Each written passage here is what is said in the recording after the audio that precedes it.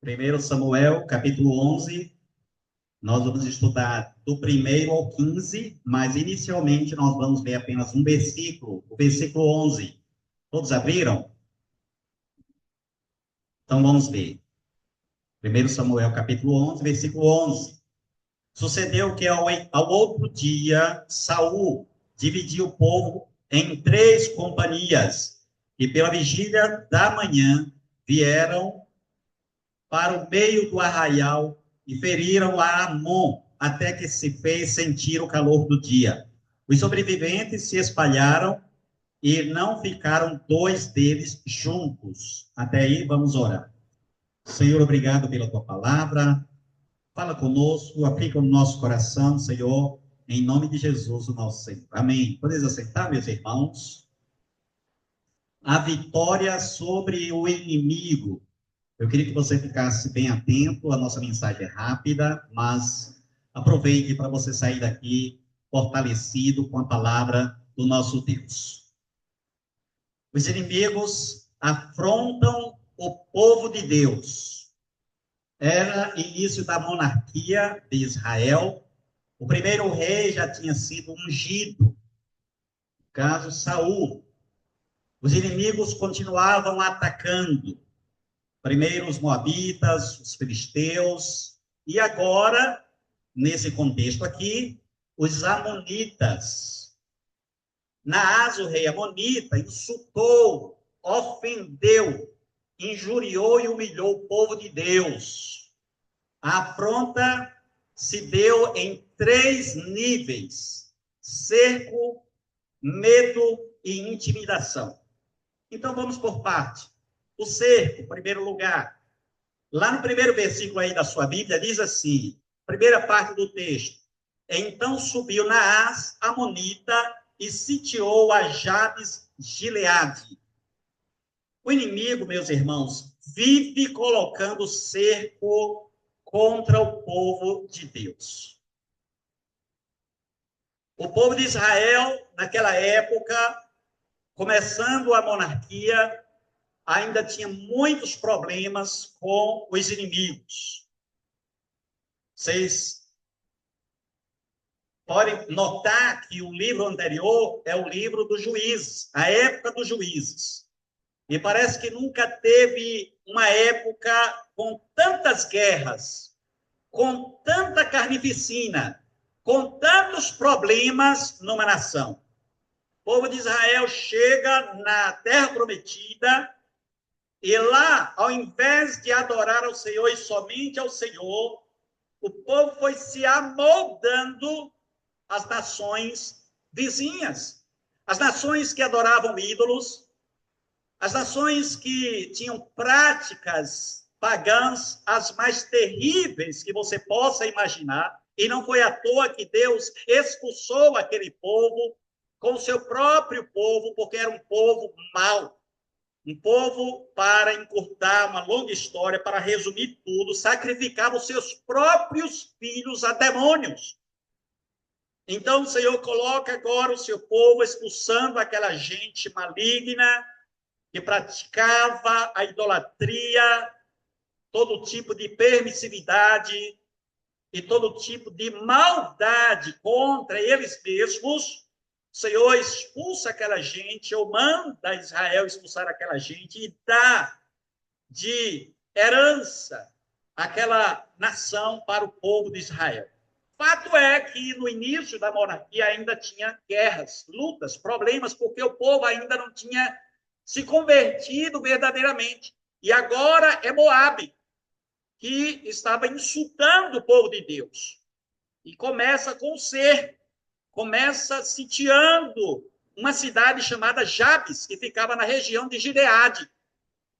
A Bíblia, a palavra de Deus, diz assim, meus irmãos: sede sóbrios e vigilantes. O diabo, vosso adversário, anda em derredor como leão que ruge procurando alguém para devorar. E aí nós nos colocamos no lugar do povo de Deus. O inimigo está sempre colocando as suas redes, as suas arapucas para tentar nos enredar, nos prender no pecado, nas coisas erradas, E nós precisamos estar atentos. O texto lido foi 1 Pedro 5,8. O cerco está por toda parte. O cerco são as tentações, as armadilhas, através, meus irmãos, dos prazeres ilícitos, sucessos ilícitos, é o dinheiro ilícito, a vaidade demasiada, porque que adianta o homem ganhar o mundo inteiro e perder a sua alma? Muitas vezes nós nos envolvemos tantos, o nosso ativismo, irmãos, roubam a nossa comunhão com Deus. E nós deixamos de buscar ao Senhor, de crescer espiritualmente, porque nós estamos enredados com as coisas do mundo. Foi o inimigo que colocou um cerco ali. E às vezes nós não conseguimos sair daquela situação terrível de prisão, de vício, e seja lá o que for, porque estamos enredados. Mas o Senhor está atento e o Senhor levanta os seus servos para libertar, para socorrer. O segundo, ou a segunda afronta do inimigo foi o medo. Lá no primeiro versículo ainda da sua Bíblia, a parte B, diz assim: e disseram todos os homens de Jabes a Naás: faze aliança conosco e te serviremos. Como assim? Naás, o inimigo, o rei amonita, chega e coloca o cerco na cidade de Jabes, e o pessoal, os homens daquela cidade, da cidade de Jabes, ao invés de enfrentar o homem, ao invés de procurar uma solução, uma saída, ao invés de orar, de buscar o Senhor, o que eles fizeram? Queriam, aliás, fazer uma aliança com o inimigo. Faze uma aliança conosco e te serviremos. É o que está aí no texto. Ou seja, o medo levou aqueles homens de Jabes de Gileade a querer fazer uma aliança com o próprio inimigo, isto é, com Naás, o amonita, com medo de morrer. Então eles propuseram uma aliança indecente. E é o que muitas vezes acontece com o povo de Deus, fazendo aliança com o inimigo. Não faça aliança com o inimigo em hipótese alguma. Fazer aliança com o inimigo é alta traição.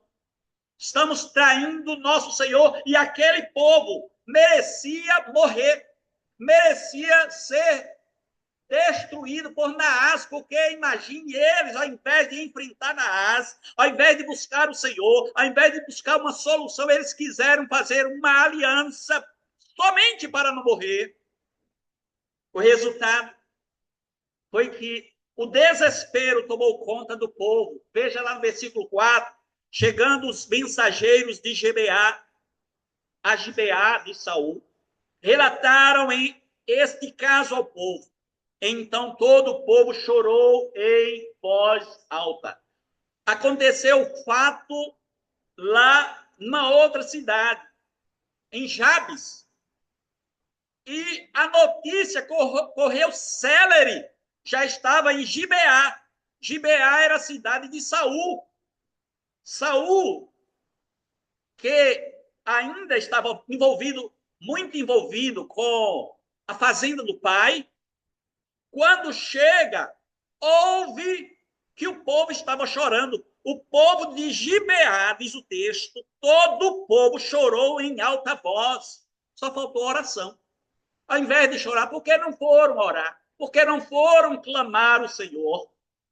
A terceira afronta do inimigo foi a intimidação. Versículo 2, veja aí, por favor, na sua Bíblia, diz assim: porém, Naás amonita lhes respondeu: farei aliança convosco, preste atenção nesse texto aí, sob a condição de vos serem vazados os olhos direitos, trazendo assim eu vergonha sobre todo Israel.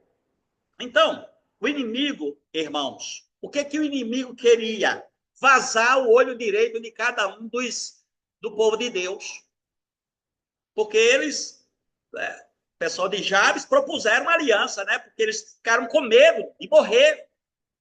Então, faça uma aliança conosco, vamos te servir, vamos fazer um acordo, você vai ser o nosso líder. Como assim? Uma nação ímpia? O rei de uma nação ímpia vai ser líder do povo de Deus? É isso mesmo? Sim, faça uma aliança conosco. Aí o rei falou assim, o rei Naás disse assim, bom, pronto, agora mesmo, vamos fazer uma aliança, vou fazer uma aliança com vocês, com a seguinte condição, eu vou vazar o olho direito de cada um de vocês. Aceitam? É isso que tem acontecido muitas vezes. Muita gente com o olho direito vazado. O que significa isso? Vergonha. Vergonha porque está sendo pisado pelo inimigo. Ele diz assim, trazendo assim eu vergonha sobre todo Israel. Porque se ele vazasse o olho direito de cada um dos israelitas, o povo de Israel iria ficar envergonhado, humilhado, pisado, e Naás reinava absoluto. Além do que, eles não estariam mais aptos para a guerra, visto que cada um dos homens estaria com o olho direito vazado. Agora, eu gostaria que nós estássemos o texto, né, para que nós pudéssemos ver os outros versículos para o nosso crescimento espiritual. Vamos lá? O nosso título, o nosso estudo, ou o título do nosso estudo é A Vitória sobre o Inimigo. Será que Naás teve vitória ou o povo de Deus? Em primeiro lugar, a vitória vem quando um homem se coloca nas mãos de Deus. E aí, um inglês, viveu no século XIX, início do século XX, chamado Henry Varley. Ele disse as seguintes palavras: o mundo está para ver o que Deus pode fazer através de um homem completamente entregue em suas mãos. Ele falou essas palavras para D.L. Moody. D.L. Moody era um evangelista americano e ouviu essas palavras de Henry Varley. E aí ele respondeu: eu serei esse homem. E, de fato, Moody fez um trabalho extraordinário de reavivamento, um poderoso avivamento lá nos Estados Unidos. É só dar uma olhadinha na história dele, leia algum livro que fala sobre Moody, e você vai ver o quanto até hoje tem lá o efeito do trabalho que ele fez, Deus usando a vida dele. Ele fundou uma igreja, 2 escolas, um instituto bíblico e uma imprensa. Um trabalho extraordinário deste evangelista Moody. Um homem nas mãos de Deus se preocupa com o bem-estar do povo. E este homem foi Saul. Deus deu a vitória ao povo dele através de Saul. Saul ainda era crente naquela época.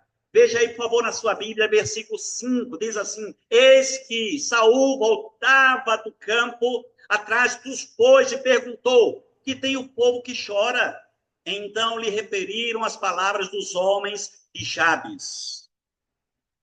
Então, veja só, a preocupação, o interesse do recém-escolhido, eleito e ungido rei, que tem o povo que chora, deveria ser a nossa preocupação, que tem o povo que chora, porque o povo está sendo amedrontado, oprimido.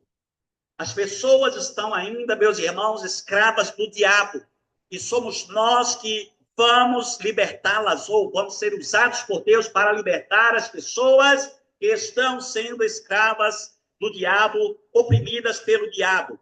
É o povo de Deus que o Senhor vai usar. Somos nós, sou eu, é você.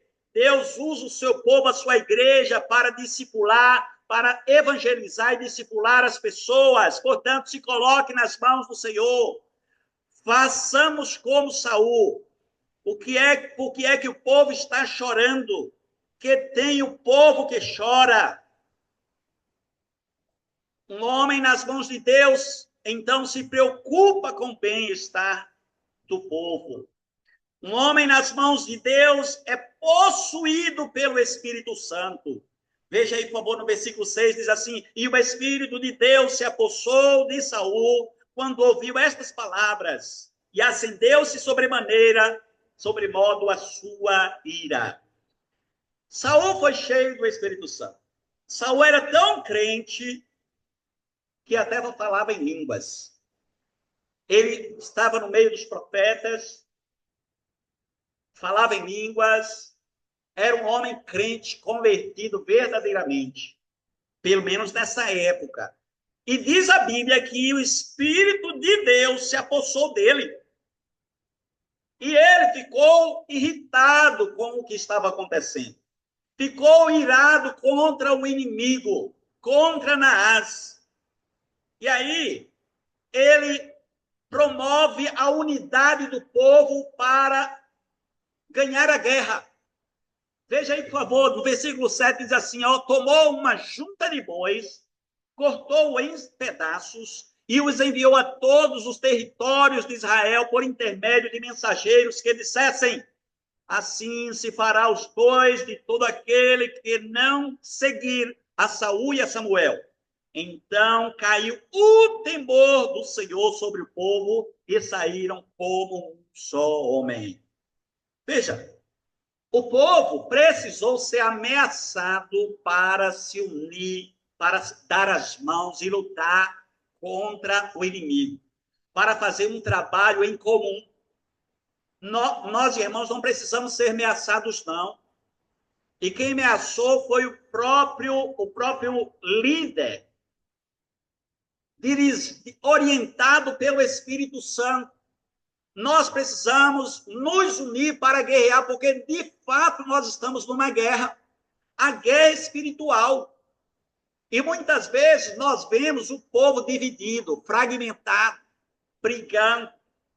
Eu falo o povo de Deus, brincando, indiferente. Meus irmãos, nós precisamos nos unir. Saul, então, usa de estratégia para unir o povo após si. Impelido pelo Senhor, o povo saiu como um só homem, diz o texto. Saul, então, mobilizou as tribos, realizou um ataque surpresa e conquistou a vitória. Restaurou a dignidade do povo e solidificou a sua posição como rei. Esse episódio enfatiza a importância da unidade e liderança eficaz em tempos de crise. Então, a igreja de Deus deve se unir e deve batalhar. Você já imaginou, Saul, por exemplo, convocou toda a nação, e a nação veio em peso. Mas, de repente, tem um grupo que não quer se comprometer. Algumas pessoas que não querem ir para a guerra. É alta traição. Todos nós devemos dar as mãos para guerrear as guerras do Senhor, para trabalhar, para discipular, para evangelizar, para orarmos juntos e fazermos a obra de Deus. Então, o povo, naquela ocasião, entendeu qual era o propósito de Deus. O povo vem em peso. Sabe quantas pessoas? 300.000 pessoas. É muita gente. Veja aí, por favor, no versículo 8. Contou-os em Bezeque, dos filhos de Israel havia 300.000, dos homens de Judá, 30.000. Aqui é só homem, viu? Então, da nação toda, 300.000 homens para a guerra, convocados para a guerra, para vencer a guerra. Nós, muitas vezes, não nos damos conta que estamos numa guerra. Nós, muitas vezes, achamos que estamos no paraíso, que estamos de férias, que estamos curtindo. Não, nós estamos numa guerra e precisamos guerrear, precisamos trabalhar, precisamos nos alistar no exército do Senhor. Somos os soldados de Cristo, precisamos fazer a obra do Senhor. Segundo lugar, a vitória vem quando um homem estrategista guia o povo. Com a ameaça dos amonitas, meus irmãos, pairando sobre o povo, Saul se levantou como um líder corajoso, estrategista. Saul acalma o povo avisando que o socorro chegou. Chegou o socorro. O problema está solucionado. O Senhor está conosco. Vamos guerrear, vamos avançar. Versículo 9 diz assim: então disseram aos mensageiros que tinham vindo, assim direis aos homens de Jabes de Gileade: amanhã, quando aquentar o sol, sereis socorridos. Vindo, pois, os mensageiros e anunciando-os aos homens de Jabes, estes se alegraram. Agora se alegraram, né? Porque no início foram traíras, como nós falamos. Queriam trair o Senhor, fazendo aliança com o inimigo. E agora Saul se levantou como chefe deles, como líder deles, e resolve o problema, juntando toda a nação para lutar contra o inimigo, e manda o recado para a cidade de Jabes. Eles se alegraram. E aí, zombenteiramente, as autoridades de Jabes disseram aos amonitas, versículo 10, disseram aos amonitas, ou aos inimigos: amanhã nos entregaremos a vós outros, então nos fareis segundo o que melhor vos parecer. Então, agora, aqueles homens que tinham que dar uma resposta, vocês viram que eles pediram uma semana. Então, nos deu uma semana, quando o amonita, né, quando ele ameaçou furar os olhos, né, o olho direito de cada um dos israelitas, aí o povo disse assim: então nos dê 7 dias para ver se nós vamos conseguir um líder. E foi o que fizeram. E aí Saul apareceu, e agora, com a resposta, eles mandam a resposta para os amonitas. Amanhã, a resposta foi essa: amanhã nos entregaremos a vós outros. Então, nos fareis segundo o que melhor vos parecer. Porém, isso aqui, meus irmãos, foi uma resposta com zombaria, porque eles sabiam que Deus já tinha providenciado a solução.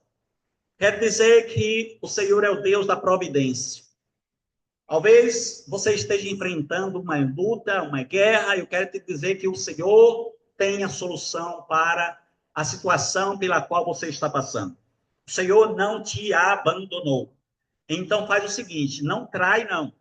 Não toma decisões precipitadas. Não faça aliança com o inimigo. Pelo contrário, seja paciente, seja leal, seja fiel. Espera no Senhor. O que é que diz o Salmo 37? Entrega o teu caminho ao Senhor, a partir do versículo 5. Entrega o teu caminho ao Senhor, confia nele e o mais ele fará. Fará sobressair o teu direito como o sol e a tua justiça como a meio-dia. Aí é só nós confiarmos no Senhor, entregarmos o nosso caminho ao Senhor, e ele vai fazer justiça. Se nós confiarmos no Senhor, ele vai fazer justiça, como o sol ao meio-dia. Então Saul, com os seus 3 grupos, fizeram um ataque surpresa, vencendo os inimigos, vencendo os amonitas.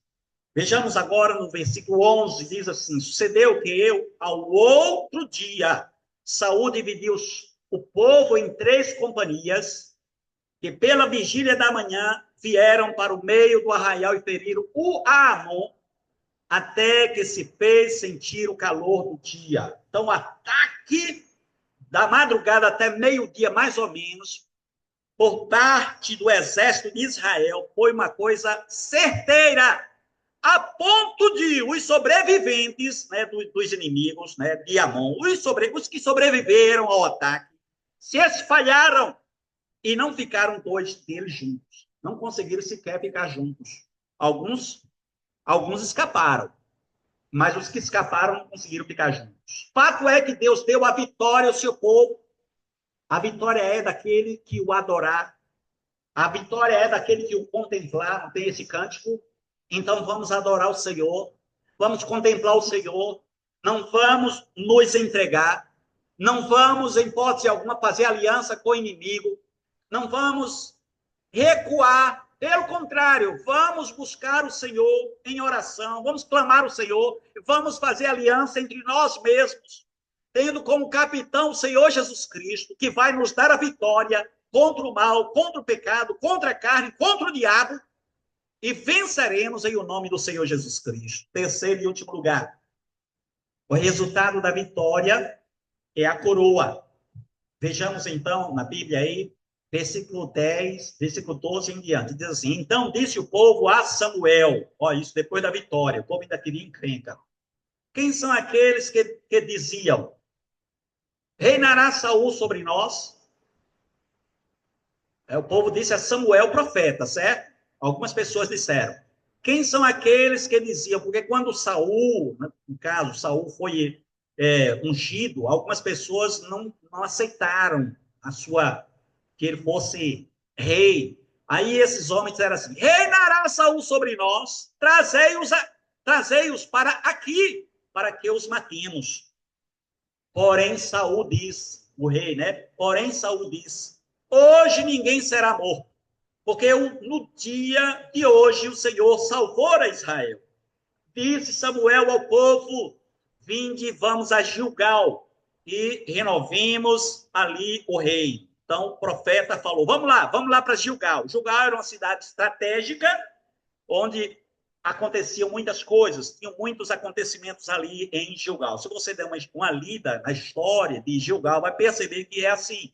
Versículo 15: e todo o povo partiu para Gilgal, onde proclamaram Saul seu rei, perante o Senhor, a cuja presença trouxeram ofertas pacíficas, e Saul muito se alegrou ali com todos os homens de Israel. Então, Saul agora é coroado rei.